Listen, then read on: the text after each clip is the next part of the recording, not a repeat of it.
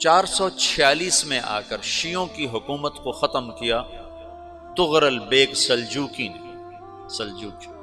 Seljuk مسلمان ہوئے تھے محمود غزنوی کے دور میں، سلجوک ان کے بڑے کا نام تھا۔ تو ایک دفعہ محمود غزنوی نے سلجوک سے پوچھا اگر مجھے تیری مدد کی ضرورت ہو تو کتنے آدمی پیش کر سکتے ہو؟ تو اس نے ایک تیر دیا، کہا یہ ایک تیر ہے میرا، کسی کو یہ تیر بھیج کر میرے علاقے میں بھیج دو تو چند گھنٹوں میں 1,00,000 تلواریں تیرا پہرا دینے کے لیے تیار ہوں، میرے پاس اتنی طاقت ہے۔ تو یہ سلجوک کی نسل میں تھا طغرل بیگ۔ اللہ تعالیٰ نے جب عرب زوال کا شکار ہو گئے اور ضعف کا شکار ہو گئے، جیسے بڑھاپے کا کوئی علاج نہیں، جب قوموں پہ زوال آتا ہے تو اس کا بھی کوئی علاج نہیں، پھر اور قوم کو جگہ ملتی ہے۔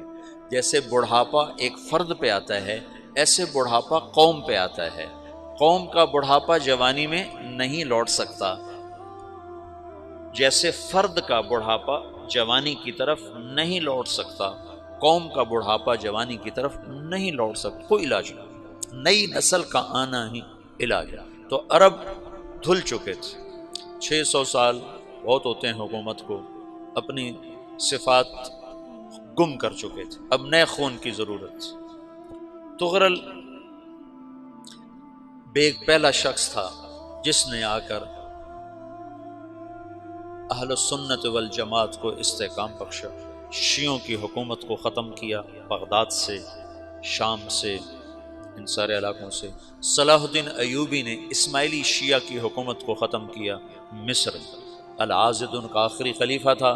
صلاح الدین ایوبی نور الدین زنگی رحمۃ اللہ علیہ کا پروردہ تھا، اس کا دوست تھا، اس کے دوست بھی تھا، بچہ بھی تھا اس کے سامنے، زیادہ لکھنے پڑھنے کا شوق تھا۔ پھر اللہ تعالیٰ نے اس سے کام لیا اور اس کو مصر کا گورنر بنا کے بھیجا، مصر کی مدد کے لیے بھیجا۔ تو وہاں اس نے صلاح الدین ایوبی نے وہاں ختم کیا، طغرل بیگ نے یہاں ختم کیا۔ تو پھر سلجوک جو تھے نا یہ اقتدار میں آئے، ادھر ختم ہو گئی سلطنت بنو عباس کی، مصر ایک چھوٹی سی ترکوں کی سلطنت۔ تو اللہ تعالیٰ پھر مرکزیت کے لیے ایک نظام چلایا، دو لشکر آپس میں لڑ رہے ہیں ایک میدان میں، ایک جنگلی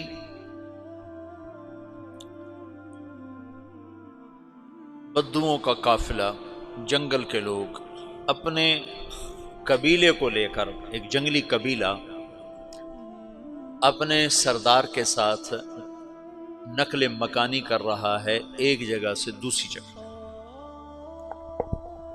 اللہ کا نظام کہ یہ لوگ چلتے چلتے چلتے اس وادی میں پہنچ گئے جہاں جنگ ہو رہی ہے، دو لشکر آپس میں لڑ رہے ہیں۔ جب یہ وہاں پہنچتے ہیں تو ایک لشکر کے قدم اکھڑ رہے ہیں اور دوسرا غالب آ رہا ہے۔ ان کو نہیں پتا شکست کھانے والے کون ہیں اور فتح پانے والے کون ہیں، ان کو نہیں پتا۔ اس جنگلی قبیلے کے سردار کا نام بھی طغرل ہے، طغرل۔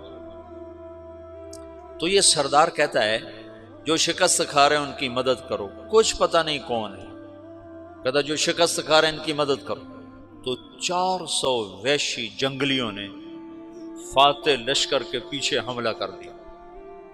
وہ تو ایک کافی ہوتا تھا، 400 دوڑ جب تلواریں پڑیں تو چند لمحوں میں نقشہ بدل گیا، بھاگنے والے جم گئے اور جمنے والے بھاگ پڑے۔ جب جنگ ختم ہوئی تو شکست خوردہ لشکر کے بادشاہ نے ان کو بلایا، اسے پوچھتا ہے مجھے جانتے ہو میں کون ہوں؟ کہا نہیں۔ کہا تو تم نے میری مدد کیوں کی؟ کہا انسانی ہمدردی کی وجہ سے، تمہیں شکست ہو رہی تھی اس لیے تمہاری مدد کی۔ پھر اس نے اپنا تعارف کرایا، میں ہوں سلیمان سلجوکی، ترکی کا بادشاہ۔ مسلمانوں کا لشکر تھا اور تاتاریوں سے شکست کھا رہا تھا، تاتاری فتح پا رہے تھے، مسلمان شکست کھا رہے تھے۔ تو وہ اللہ کی غیبی مدد بن کر آئے، تو وہ اس سے کہتا ہے میرے ساتھ رہنا پسند کرو گے؟ تم نے میرے اوپر احسان کیا ہے، میں اس کا بدلہ دینا چاہتا ہوں، میرے ساتھ رہنا پسند کرو گے؟ کہنے لگا کر لوں گا۔ تو اس نے اس کو لے کر ترکی آیا، اور استنبول اس وقت روم کی حکومت میں تھا، اسے فتح کیا اس تغرل کے آگے چوتھے پانچویں پڑپوتے محمد فاتح نے۔ تو یہ استنبول ہے، یہ ترکی ہے، بیچ میں ایک چھوٹا سمندر ہے، یہاں ایک جاگیر ہے۔ تو سلطان سلیمان کہتا ہے یہ جاگیر تجھے وقف ہے، ادھر سے رومی مجھے تنگ کرتے ہیں حملے کر کر کے، تو میرا دفاع کرتے رہنا، یہ جاگیر تیری۔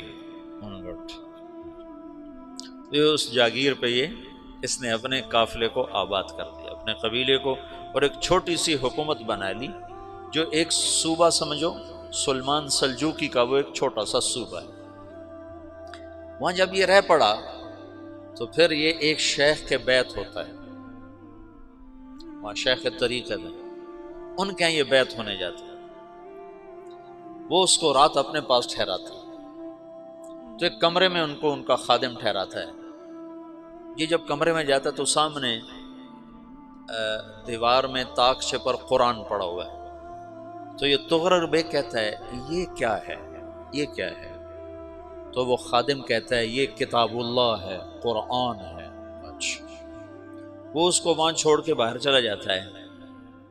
وہ دیہاتی آدمی، جنگل کا رہنے والا، پہلی دفعہ زندگی میں قرآن دیکھا، وہ کہتا ہے یہ قرآن ہے، اللہ کی کتاب ہے، میں اللہ کی کتاب کے سامنے سو جاؤں، کتنی بے ادبی ہے۔